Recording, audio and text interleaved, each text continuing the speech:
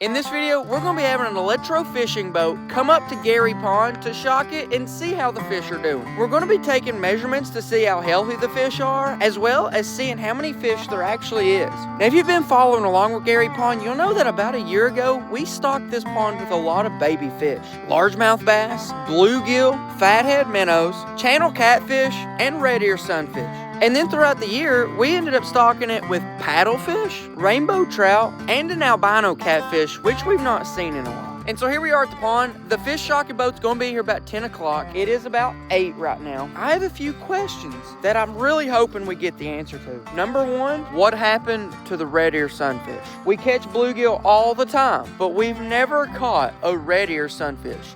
You can see they're similar, but they're different. The second question I'm looking for, what happened to the catfish? As you guys know, we have fish feeders. Last fall, the catfish would come up and eat the fish feeders all the time because that's what they do, you know. They're not gonna skip out on easy, free food. We came into spring, we came into summer. Catfish have not been coming up on the fish feeders. So are they dead or are they just down deep? I don't know, that's kind of what we're trying to figure out. Logan, do you have any big questions you're looking for the answer to? How many bass are in here? That's a really good point. How many bass are actually in the pond? Because some days we catch them, some days we don't. Oh yeah, fish truck, but no boat. There's 2 of them coming, so we should be good here.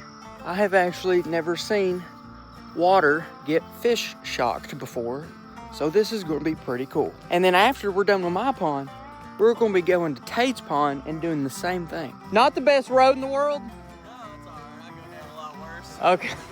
Logan. Yeah, I'm Kendall. Where's the best place to park for you? Probably just anywhere right over here. I think we'll probably maybe back in right over there, but we'll let you see. Sounds good. Boys ready? See what happened? See what's in the pond, baby. See what's in the pond. Might just be some stuff snuck in there you don't even know about. There it is. There she blows.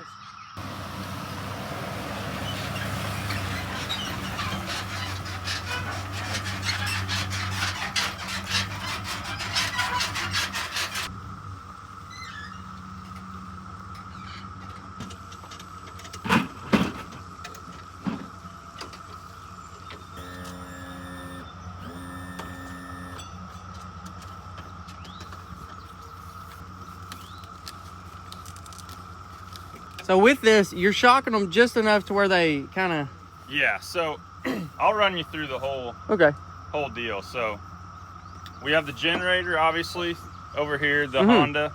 That's our power source. And then this is really the box that does all the magic. So this is a Midwest electrofishing box. So we can control the voltage, the wattage, and all that kind of stuff. We'll check our conductivity, which tells us how fast the electricity moves through the water. And so you can actually put too much electric current in the water where the electric bends right around the fish's body. So we have to be dialed into the right settings in order for it to work properly. And so once it goes, you know, through the box, these will slide out, and there's an electric field created. I'll say, you know, somewhere in this range, you know, halfway back. And it'll come out to about here and it'll bend all the way out in front of the booms and wrap back around. Okay. So we're not gonna shock every fish up at once. We're gonna go down the bank and shock wherever we can. We're not gonna catch every fish in the pond. We're just here to get a sample and we can learn a lot about, you know, what's going on in the pond based on that sample. But what the electricity, it interacts with the lateral line on a fish. And so what the lateral line is, there's like a faint little, we can look at it. There's a faint little kind of dotted line that goes down the side of a lot of these fish, and those are open nerve endings. And so the electricity actually interacts with those nerve endings, and the fish are involuntarily drawn to these booms. And so if you know the little cattails or the bushes, you'll see fish, they come towards the boat. And that's not up to them. That's just kind of how their body works with the electricity. So that's kind of how it works. And then, you know, we'll have somebody up front netting them. They'll put them in the live well, and by the time we shut down, the majority of those fish will be back swimming, except maybe the last couple that you put in there. And by the time we're done with them, they should swim right off. So yeah, pretty cool. Yeah.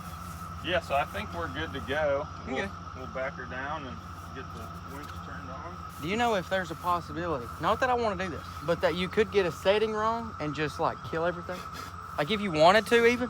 I'm sure you could crank it all the way up, but just for purposes. they might invest in one, huh? World's biggest catch and cook. Yeah. There's nothing more than a John boat ever been in this pond, so this could go. We're getting close. This is real steep. It's still pretty high up. Ooh, the trailer's making contact. There you go. He was saying we may need pulled out today. I don't know. I mean, this is the best spot on the pond. It's just so steep. You need help? Or are you all me? I think we're gonna have to push it off. Okay. All right, this is one of those moments you're glad to be holding the camera. It's gonna be some hard work right here, boy. Yeah. Go in, John. How many Amish jokes can I get in this video? Oh, God. Look at that.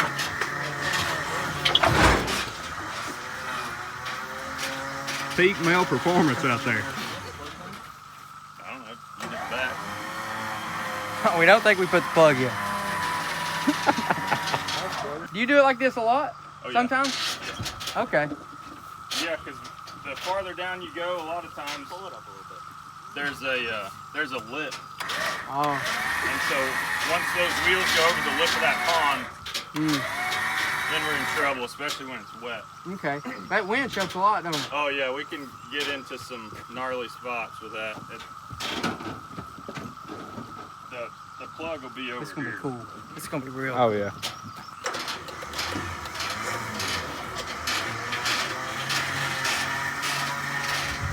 Oh, yeah.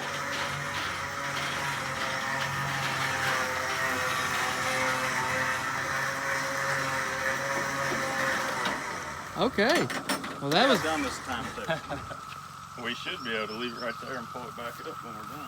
We have so many questions we're hoping to get answered today. As in, Yeah. like, what are the fish doing? Yeah. Now, what are the bass? What are the catfish? What are the trout? What about the paddlefish? Is albino still alive? Where are the Redear sunfish? Pulling up to Greg. And anything you see that could be better, just let us know. Sure. Any tests you want to run, just let us know. We're just going to try to figure out the state of the pond, how it can be Yep. better. Okay. Sounds good. So what's the story with it right now? Pretty new pond. What kind of species you got Yeah. in here that you know of? So right now, about a year ago, exactly, we stocked all baby fish, Okay. bluegill, Redear, fathead minnows, channel catfish, and bass, Okay. All at the same time? all at the same time. And then we put paddlefish in here, Oh wow. which they said would do all right. So Yep. we'll see. Yeah. And then we put a bunch of trout in here. And I do see them on the fish feeder. Okay. And then we got an albino catfish. But the Redear, we've never caught a Redear, Right. but we've caught hundreds of bluegill. Yeah, sure. And we stocked the same amount. Sure. And the catfish, last year, they were all over the feeders. After winter, I don't know what happened. I don't know if they're deeper, but they're not Okay. popping up on the fish feeders Gotcha. anymore. Gotcha. And as Okay. for the bass, we only stocked 50 of them. And the ones we see are super healthy, Yeah. but I don't know how many there are. I know that they can spawn, so they'll Yeah, probably, yeah, sure. but I'm looking to see, maybe we're just bad fishermen, I don't know. Yeah. But we'll see. We'll see. Like I said, we're not going to catch every fish in the pond, but Mm-hmm. you got a lot of structure. We'll shock around all that kind of stuff. Okay. So we'll just kind of see what we get. The trout Yeah. don't do super well with the electricity, so if we see one, I want to let off the pedal. Okay. And so we'll try to, and if you guys can scoop one, that's fine, but I don't want to, if we see one, I want to let off the pedal, that way we don't injure them. Okay. And worst case scenario, it's all right. They're fine. Yeah, okay. Yeah. Gotcha. Catch one cook. Yeah, we'll catch clean cook. A big Yeah, trout. yeah, there you go. But yeah, the other fish should do okay unless they're already, got some kind of illness or something like that. But we shouldn't, other than the trout, we shouldn't have too Yeah. much trouble with that part of it. And you can look at the fish and see if there's anything wrong with them that you see that we might be We'll able to. try to notice whatever we can. Yeah, it's really not uncommon for people to, especially at the early stages of a pond, to struggle to catch the Redear. That doesn't mean they're in here or not. Hopefully we'll confirm that for you. But Okay. they feed They feed down on the bottom. So they're Okay. gonna eat mussels and snails and small stuff like that. So they're feeding down where bluegill feed up. Right, and So when you're throwing a red worm and a bobber, right. that's perfect for a bluegill because they're looking up all the time. Okay. Red ear feed down, and so we've shocked ponds where the guy owned it for 5 years. He swore up and down there's no red ear, and we shock and go down the bank and there's red ear in every corner of the pond, and Wow. he just blows his mind. You Just know? that you're fishing He's not just for fishing red in a ear, different and you way. don't realize it. That's exactly right. Okay. Yeah. So. What are you doing right now? So we're checking the conductivity. So this is what I was talking about before. So this will kind of tell me what settings we need to dial into. So now I'll know where to kind of start with this. That way it just speeds up the process. There's still gonna be, I might make some minor adjustments based on how we see the fish rolling over and stuff. I'll be playing with this back here. But yeah, we should be about ready to roll. Whenever you're ready, we're ready. Now, whenever they do get shocked, they just kind of float.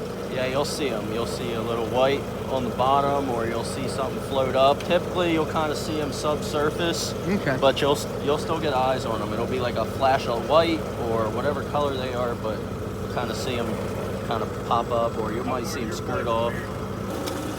They want something. Oh! Oh! What is it? One got away. That's gonna happen. Not enough juice. He was a little far. Okay, what we get? Little. Oh, little minnows. Okay, that's good. Nice.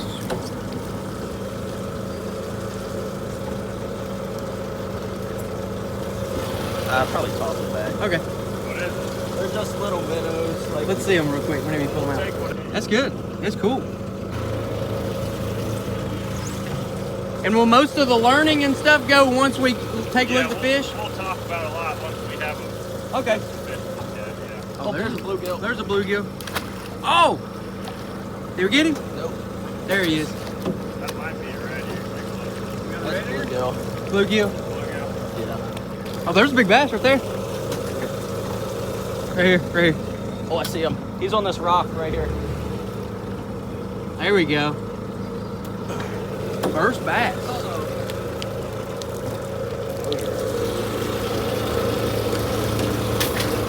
He wasn't tiny.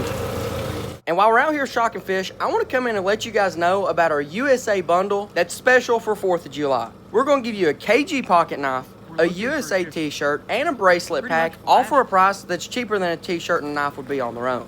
So not only are you getting it cheaper, but you're also getting a free bracelet pack thrown in. If you want to check out the bundle or anything else on the website, it's KendallGrayOutdoors.com or the first link in the description. Now let's see what else we got in this pond. And then right in here it gets pretty shallow. Okay. Oh, there's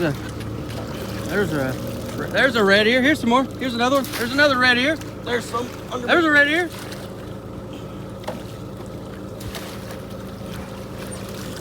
All right. Here's one over here. Nice. We're getting a whole bag of fish. Heck yeah.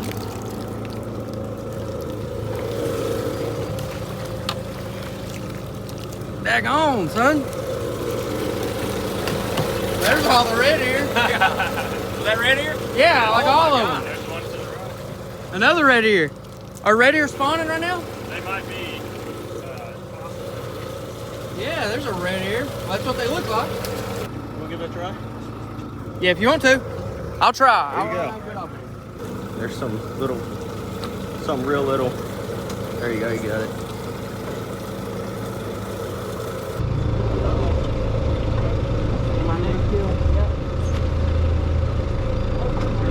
You got him. Little bass. Ah, you got one. Oh, look at all them. Oh, is that a trout? I think it may have been a trout. Oh, no. Hey, stay forward for a second.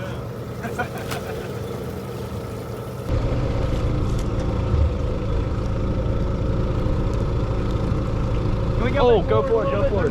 There's a bunch. Look right out front. There was a red ear. Should be right around here. There he is.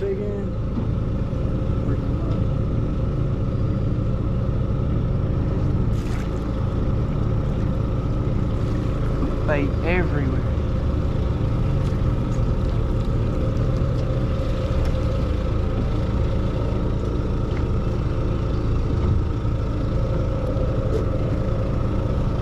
Sweet. Now, if you were swimming in the water, could you feel this? Oh yeah. Okay. Absolutely. We got 280 volts in the water right now. That's a lot, I guess. More than you want to feel. I'm not an electrician. 240 is typically what your breaker box in your house puts out. Oh, geez, that's a lot then. Yeah. There's a bunch of little fry. Little bluegill and Redear. I'm gonna trade you back. Yep. You know what you're doing. Let the pros do what the pros do. What's cool is this is a brand new pond. It's an old pond. We'll see a very different situation. Yeah, for sure. And we'll learn a lot from these. Yeah. There's one. What's that? Oh, what is that? Oh, it's a black one. Never mind. That just means it's a male, right? Black fathead minnow. Yeah. I thought it's something crazy. Oh, there he is. Oh. Oh yeah, that is a fathead, right? Something like that. Many fish to be caught. A lot of bait, which is good.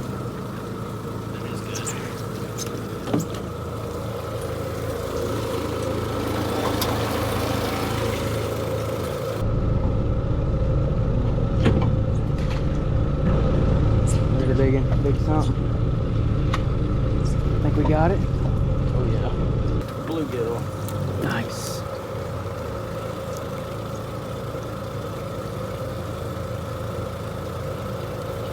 There's something. Oh, yep.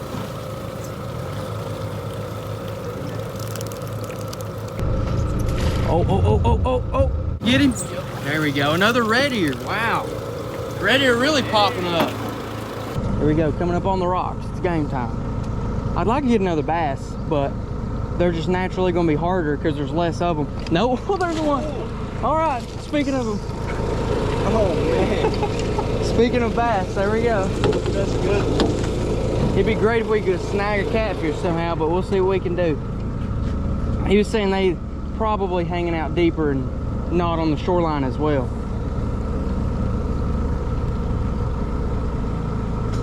So far we've got bass, trout, bluegill, Redear, a lot of them. It's insane. And a ton of minnows, and apparently creek chub, which we never put in here. It's very interesting. Oh, you've never put a creek chub in here? No, Did you put them in the pond above it? maybe. Okay. That's a good point. No catfish, no paddlefish, but there's not many paddlefish in here at all, which they're probably not going to be on the bank either. Right here. Wait. Oh, you got him. Okay. So you ready? Nice Redear. Go. There. Beautiful. Big skew of them in the hole. That's a lot of bait. A lot of small minnows, a lot of medium minnows, a lot of big minnows. Some big minnows. Those might be the chubs. And I think we got a trout.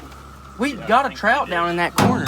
It's one of the smallest trout we've ever put in here, but How's he looking? Is he doing good? yeah, he's doing good. He's down in this corner. Okay. Same thing. Same paper. Yeah. Dude, the amount of Redear that was popping up all at one time. That's crazy. You don't want this to be a giant, like, I don't think you don't so. want a lot of bass, right? I want healthy bass. So something, and I don't know where we're going next, what that place is like, but a real common issue that we see is that there's too many bass in a pond. So you've probably fished a farm pond before where they're all the same size. They're all 10 to 12 inches, if that rings a bell. Yeah, right. So, you know, you being in a newer pond, I would have expected to catch, you know, you said you put 50 in. I would have expected to catch more, but it's definitely a good sign that you don't have too many and that your original stocking wasn't outrageous and you went way over the board, Okay. you know, overboard with it. So that's good. It's way easier to put more in. You know, we can stock more. When you got to take them out, that means, which you can do with the fishing pole, right? But if you've already got to that point, they're eating a lot of your forage fish already. And so you're trying to rebound. Where here, if we deem you need to put a few more bass in, that's a way easier situation to correct than having too many. Okay. So, especially being a younger pond like this. So, and then it'll. Okay.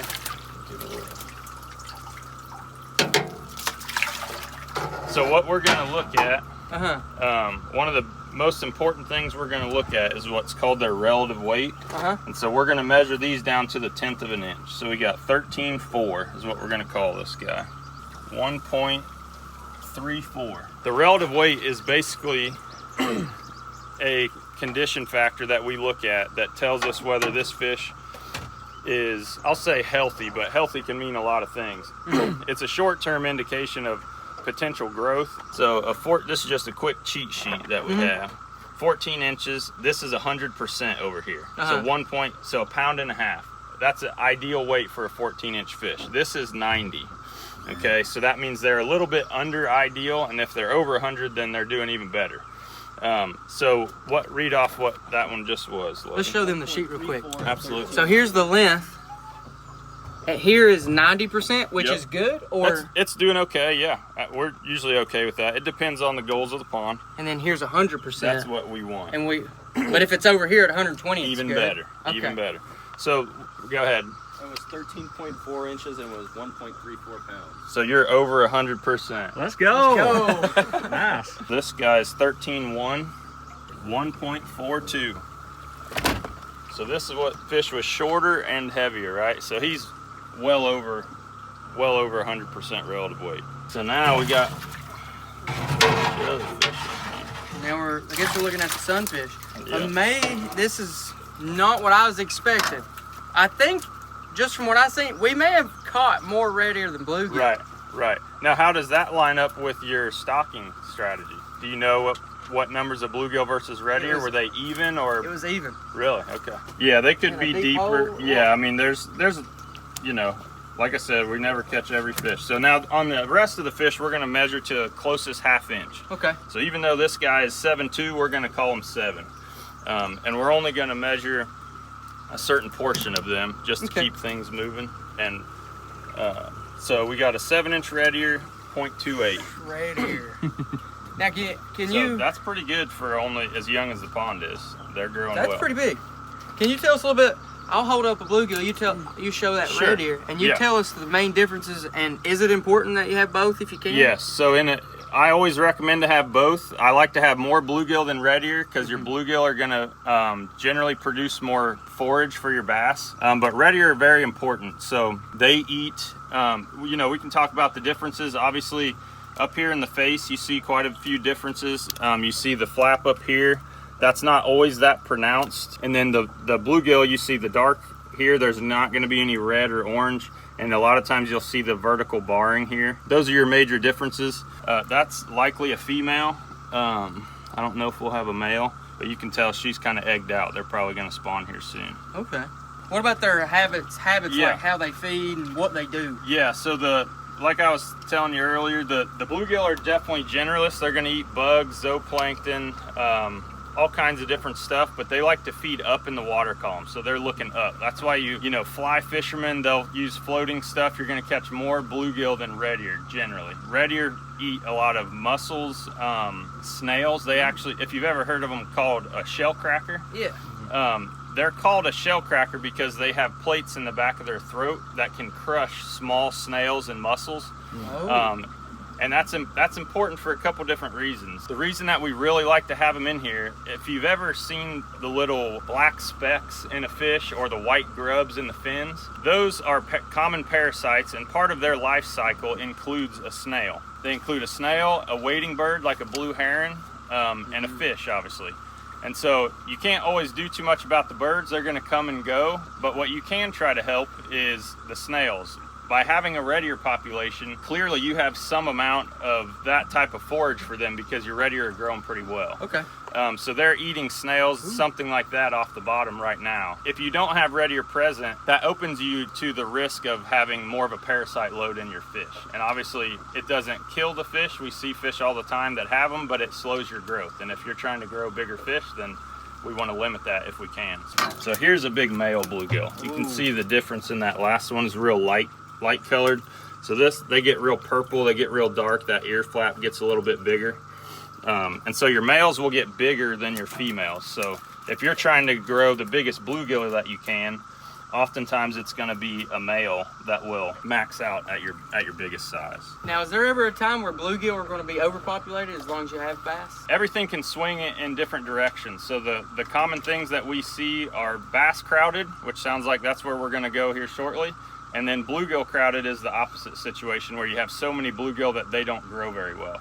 In the bluegill crowded situation, you're going to generally grow bigger bass. And then in the middle of this spectrum that we're talking about is a balanced fishery. So if you're trying to do both, you're trying to balance all of that and keep your fishery in the middle. It's not always the easiest thing to do. On your bass crowded size, you generally have way fewer bluegill in that situation, but your bluegill will get bigger because, again, it's a numbers thing. Less bluegill means they have more food to share that's in the pond. 6 inches. 0.17, 6 inches, 0.12. So this is you stock fathead minnows? Yes. So that's a male fathead minnow. So it's good that they're still present. You know, that's just another forage fish for your bass at this time. And having that many fatheads is good. Yeah, absolutely. Because that's food for even bluegill, would you say? Yeah. Once your bluegill get big enough, they'll definitely eat these guys. Now, eventually, these guys will get eaten up. Okay, so when your bass get big enough and your bass start to reproduce, your bass numbers increase, they're going to eat all these guys up. A lot of people see little baby bluegill swimming down the bank and they think they still have fathead minnows, but eventually these guys will get all eaten up, and that's okay. At that point, we want the bluegill population to take over as the main food source. You'll hear a lot of hatcheries in different places try to get you to stock fathead minnows every single year. The way that we manage, we try to rely on your bluegill population, and then if you have extra money in your budget for your management plan, it's okay to put more of these in, but we want to rely on your bluegill population as the food for your bass. Okay, so will these spawn? They will, yeah, absolutely. They likely did at some point, yeah, for sure. And they'll continue to this summer as long as they're around. They're going to cling their eggs to the bottom of the rocks that you have. They cling them underneath, and you'll have a little male that'll swim in circles and try to guard that little area. Big creek chub. So you think that come from the pond? I guess it did come from the other pond. They'll do that stuff. So we got a creek chub. You can just write him at the bottom with him. 3.5. Now, will they be able to reproduce in here, or will they just get eaten eventually? They'll eventually get eaten. Yeah, creek chubs can get pretty big, but the way that your bass are growing, they're going to be big enough to eat the biggest a creek chub will get eventually. So. Okay. So that's a male. Yep. Okay. Yep. That's something I wouldn't have known 20 minutes ago. 7-inch bluegill, 0.35.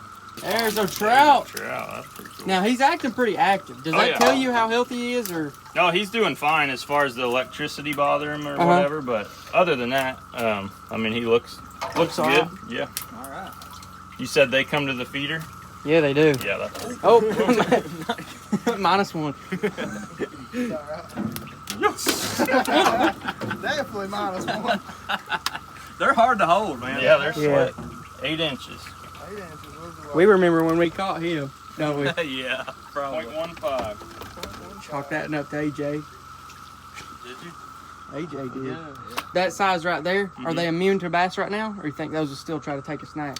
Oh, they'd take a stab at them. So as far as sunfish goes, the rule of thumb that I kind of go by is a largemouth can eat a bluegill or red ear, some type of sunfish, 1/3 of its length. So that's a good kind of rule of thumb. But whatever will fit in their mouth, they will try to eat. They're little T-Rexes in there. That's crazy. They don't quit. Right now they are doing extra little, what are you doing? Water samples to test different things? Water quality sample. All right, Test that's all good. the metrics of your water, your pH, your alkalinity, things like that. Kind of tell us what's going on in the pond. Is it healthy for fish? What Okay. kind of buffer you have for your pH changing and things like that. Okay. We're gonna go take a oxygen and temperature profile. So we'll start at the surface and we'll take an oxygen and a temperature reading every 3 feet all the way to the bottom. Oh, that's cool. So if there's not oxygen at the bottom, that means the fish can't go there. So we'll, eventually in the summer, your This aerator might solve that issue, but in a pond without an aerator, you can have an area of the pond where fish can't go. And so we're gonna go check on that right now. All right, cool. And so the aerator we're talking about is this one right here. We installed it last year in this video right here. While they're doing that, I'll show it to you. I think it's really cool. It adds a lot of oxygen, but it also mixes the water up. I'll turn it off for a minute. It can be kind of loud, but not really too bad. Just turn it off. But this is an RPS solar. And what I like about it is that it's solar. So we don't have any electricity around here.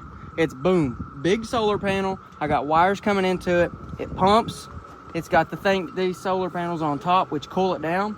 And then the tube, the air hose, runs all the way down the side of this dock, goes straight down off that corner, and that's what you've been seeing bubbling. And that sits there and it cycles the water, also aerates the water. So it could be really cool to see that reading, to see if the aerator's doing anything. This solar panel runs to the diffuser, which bubbles up. That solar panel runs all the way down to the fountain, which shoots water up. It's a little bit cloudy, and that's why that one's not turning on. It's a big old pump. It needs a lot of power. But when it's running, it shoots them up. I hope my Mountain Dew can. Hold it. Thoughts so far?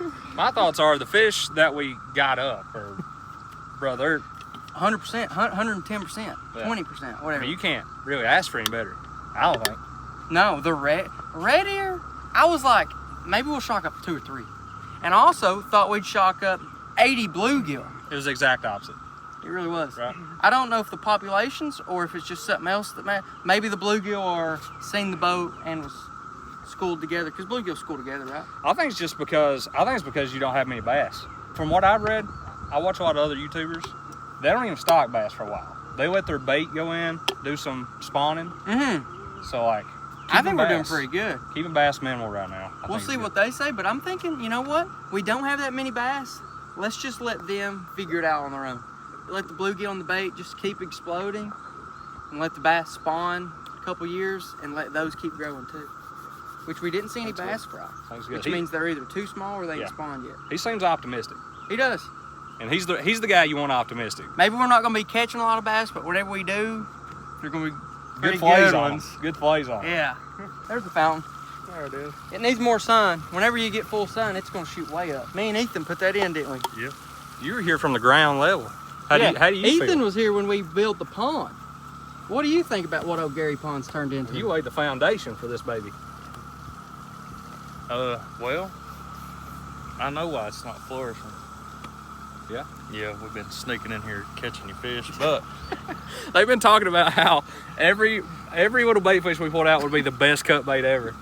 and live bait. Zach was like, "Do you think you'll let us keep some bluegill to cut up?" And I was like, "I'm not asking, man. We're trying to make his fishery good." No, it's went a long way, especially considering that the flood we had earlier this year. Oh, I yeah. feel like a lot of them went right through that pipe.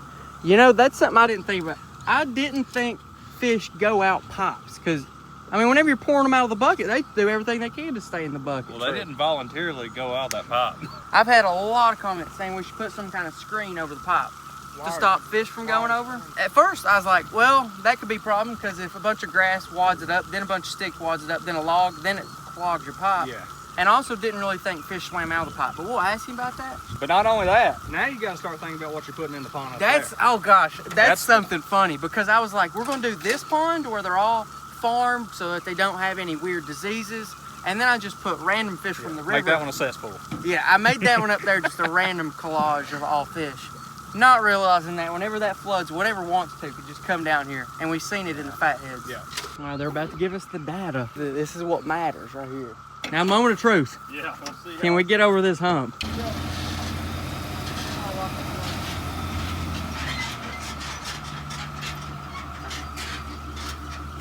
Ethan, you may need to look into a Chevy. All right, guys, we have switched locations completely, and now we're out here at Tate's and Zach's pond. Zach's pond that Tate claims. We call it, it's actually Zach's Peepaw's pond. Okay, But he gives us free range to manage it and take care of it. So Yeah, so you've seen a lot of videos right here. Probably gonna be a lot different situation. This is an old pond from like the 90s. Yeah, so 30 years old, probably. Yeah, so stunted fish that probably shouldn't be in ponds, but it'd be really cool because the fish guys are gonna tell us about that. There's probably gonna be more variety in here than there was in your pond. So. Yeah, I'm not gonna film nearly as much as of this pond, so I think he's doing a video electro fishing. if you want to see the full detail. I'll film a little bit though, especially the stuff that we learned from. Fish zappers should be here shortly. All right, the squad is here, and they're actually thinking they have stunted fish. They have a lot of them, so they're actually gonna be keeping them. And right over here, we've already started. I caught one on the fly rod. We're not just throwing them out though, we're gonna be eating them, so that'll be cool, but that's gonna match the objective. Get them out so that there's more food for the ones they leave in here. My pond was a lot different. There's so much bait that the bass are doing fine. So I'm not sure what our plan's gonna be, but we'll talk about it here whenever he gets done fishing here.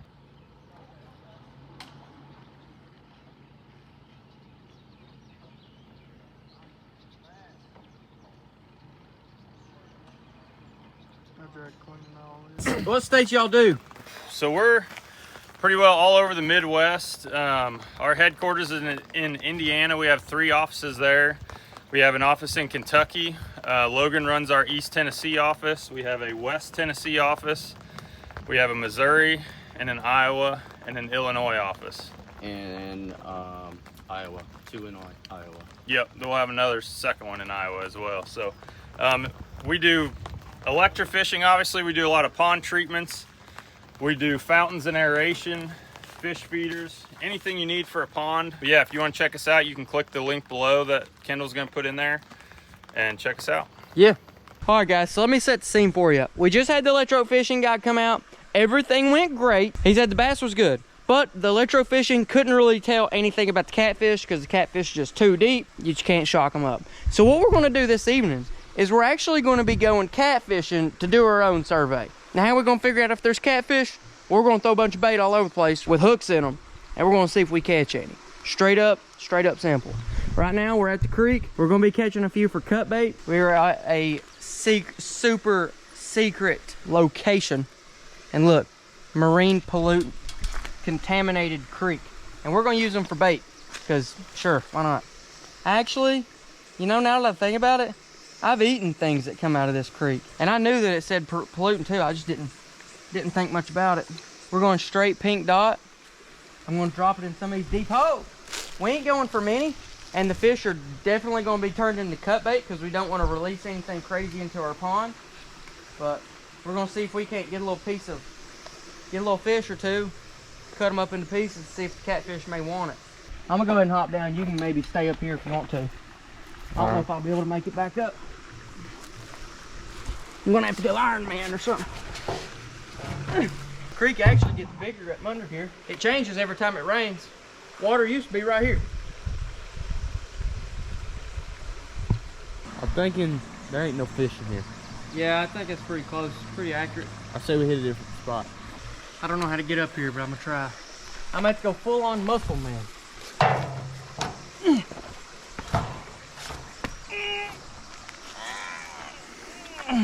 How was that? Did that make me look strong? Yeah. Good. That's good. Well, this little creek don't look like much at all. There is a lot of fish in here.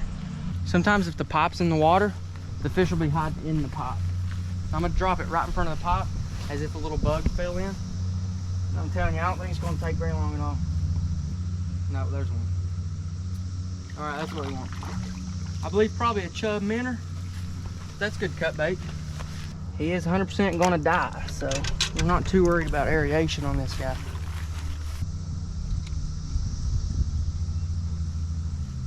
This is a green sunfish. This is the last fish you want in your pond, but he'll be great as long as he's cut into 3 pieces in the pond. Then we won't pair as much. And another green sunfish, which we do not want in the pond. All right, guys, we're at the pond. We got Dan. Howdy. Dan's gonna be doing a little bit of fishing. And then Logan, basically our objective, we're gonna be catfishing. Dan's gonna be fishing for fish. Fishing. Yeah. Dan's gonna be doing the best he can. And me and Logan's just gonna be catfishing. We're gonna see, is there catfish in here and at what rate do they bite? Kind of is like the little extra piece of our fishing survey. But before we do that, Dan, we're gonna open some fan mail. There was one that I started unboxing earlier in this video, but I got interrupted. And it's this one in this big old thing. It's from Henry Chilton. I think they sent me a homemade bow, but made out of very homemade materials. What do you think about that? We're talking straight up, we're talking a bow, PVC bow. Out of I can't tell if this is a bowstring or if this is baling wire. I kind of think it's baling wire. I respect the effort. I definitely think we should try that out sometime. I think that's gonna be really cool to try out. And then I got one more package in here. This one's coming from Portugal. Now this one will last week. Really? Yeah. Oh, well, you may find this. It's from Robert Robb, all the way from Portugal. Go ahead and open that for us, Dan. Just show us what we got. Or we'll pull it out as we go. Some coffee by the looks of it. Coffee, Portuguese. I think they sent us a lot of Portuguese I've got stuff. a nice knife. Oh, a lot of Portuguese stuff. I think we've got some Portuguese candy. I don't know, does that look familiar? Dan is also from London, so maybe this I might have be not seen that before, no. However, I have seen this. This is some serious chocolate here. Oh, really? Yeah. It's the real deal? There's some good chocolate right there. Oh, gosh. Yeah, we're going to dive You into got a that. note here from Yeah. I'll check that out in a minute. This- That might be them. Oh, I think it might have been from this actually. Got a wolf A pin. little wolf pin. That's cool. Oh, and an antler pin? Mm. No, that's cool. Oh, please eat these on camera. Oh, they're sardine. They're Portuguese sardines. I think I'm gonna save these for a later time on camera. I'm hurting a little worse. You got a nice little scarf there. Pull it out. Let's see what it is. It kind of looks like Harry Potter in a way, don't it? I'm pretty sure it's the flag of the flag you'd have at football. Oh, like soccer? Yeah, Dan's a big soccer guy right here. I am. And it's going to hurt this person because Messi's clear. What do you mean? What's that mean? Messi's better than Ronaldo. Is that who Ronaldo plays for? That's Ronaldo's national team, yeah. Oh. And I probably just started a big war in the comments there. Oh, gosh. I don't know how many. Shout out to y'all who play soccer and fish, because I feel like that demographic's kind of small. Big thanks for the snacks. We may eat on these snacks as we fish, but as for the sardines, I'm definitely going to be saving that for another day. Not today. That's cool. Do it for a challenge or something. Yeah. Portuguesian Something. Oh no, I just did that. I just did that. That's cool though. I'm excited for the milk, the chocolate. I like chocolate. Does it taste different than American? American chocolate is disgusting. Really? Yeah, compared to this. Every single person that's tried English or European chocolate said it's so far clear. Oh, son, we're gonna be in good shape then. But as for our fishing journey, I'm gonna go ahead and grab these 2 fishing rods. And I believe Logan brought shrimp, so that's gonna be cool. We got Abram too. What's up, Abram? What's up? We're gonna head on over to our little fishing spot and we'll catch you guys when we get there. Basically the idea, we're gonna get some rods out, get some baits out, and then we're gonna see what happens. We're going for some catfish. If all goes well, we may just get some. And then we're gonna see how big they are, how often we get bit, and that's gonna determine if we decide we might wanna stock some. If Dan don't catch a bass soon, we're hooking him up with some pink dots and we're gonna let him slice them. With a Barbie rod, right? Maybe. I remembered he has his own rod. We did a whole video to do about that. I don't know how I forgot. We got some good old catfish liver, whatever. The KG catfishing kit. We got worms, which we may or may not even use. And then we've got some shrimp. And then up here, we got those fish we caught in the creek. The chub minnows dead. Like we were saying, guys, we're not really that worried about it. That was expected. And we want to make sure they're not alive in the pond, because that green sunfish, I'm not going to say one green sunfish would have went crazy. I don't think it can. You got one? Nah, just a seaweed again. All right. Yeah, our whole setup here, we're doing good. Anyways, what I was saying, I'm not saying one green sunfish accidentally getting to the pond would cause a big problem. But say you take a handful of 5 of them, put them in here to where you know that there's a boy and there's a girl so that they can reproduce. It's not what you want. Green sunfish have big mouths, so they compete directly for the same food source as the bass, and that's not what we want. We like bluegill because they have little mouths and they eat things that bass don't really care that much about. But yeah, we're just fishing and Dan's about to show us what a bluegill looks like here in a minute. Dan, we'll switch whenever you're ready. But until then, just keep on fishing that. There are very few fish in the entire world that will pass up a squirming worm underwater. Toss him right out there, you'll see. Yep, hang on, it's about to happen. There you go, there you go. There you go, there you go. There you go. Oh, happy day. Oh. You got the best of you right there. You still got a little bit of worm left, but he got the best of you. Real. You got it. As long as He's off. As long as that bobber's underwater, you're good to start reeling and pulling. And he took your bait again, Dan. Damn, he took your bait again. Round 3. Thanks, Dad. Anytime, boy. There you go. As soon as that bobber goes underwater, boom. Lift up, start reeling. You ready? There it is, there it is, there it is. Big one. Oh, Dan's on the board, number 2. Look how fat he is. That's the one that ate your worm the last 3 times. There you go, you got him. You got him, Dan. I'll just walk him off. You're a level 3 fisherman, right? I may have downgraded after hitting myself in the head. Gonna let him stay on the... Wow. Well, I don't really want to touch him, to be honest. I'm too much of a city individual. Can I hold him anyway? Oh, yeah. Yeah.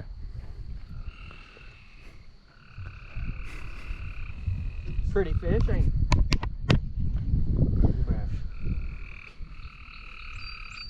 Pretty fish. How do I get it out of him? You just work it the other way. It's a hook. Yeah, turn it upside down, the hook upside down, to where it's the complete opposite of the way it goes. And that's a good way. Well, like that. Probably. Are you even watching? No. Yeah, now push it that way. So the opposite of wherever it hooks. I can't even get hold of him. You can kind of go on up. You want control. Control. I've got no control. You do it really close though for the bar. The barb's about to pop out, so it's perfect. Control, Dan, control. Control the situation. There you go. See ya. All right.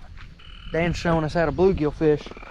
As for the bites, That's a strong word there. Showing bluegill fish.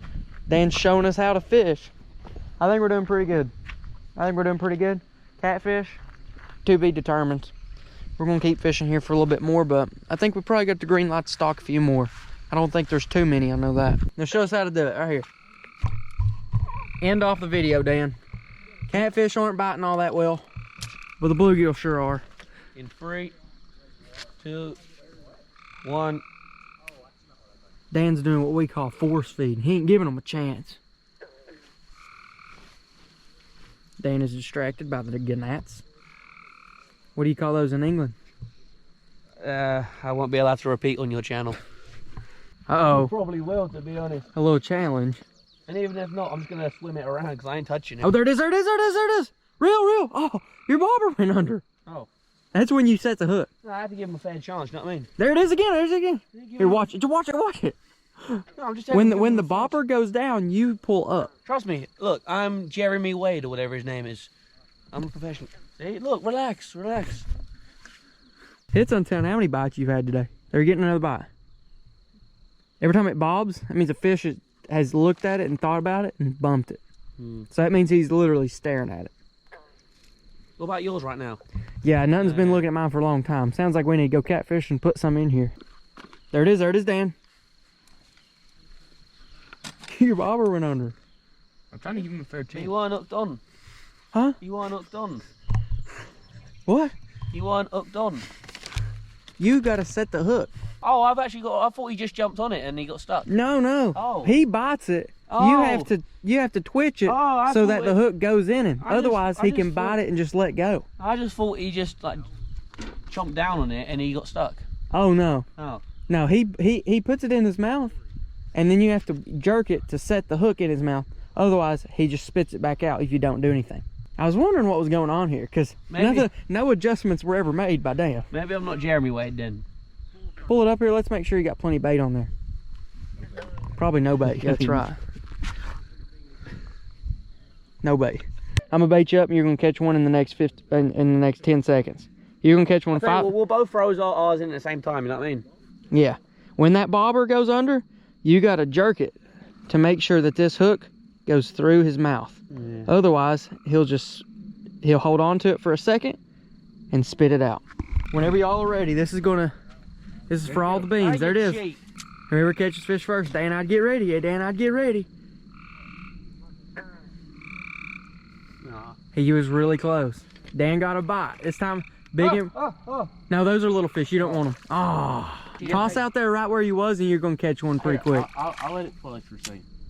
Oh. You ready, Dan? You ready, Dan? Leave it right there. There you go. Oh, he bit it again. Whenever the bobber goes under and starts swimming, that's when you know you got it. Dang, you have to go a little bit further out there, I guess. Big bullfrog, that's a good thing. Now get ready.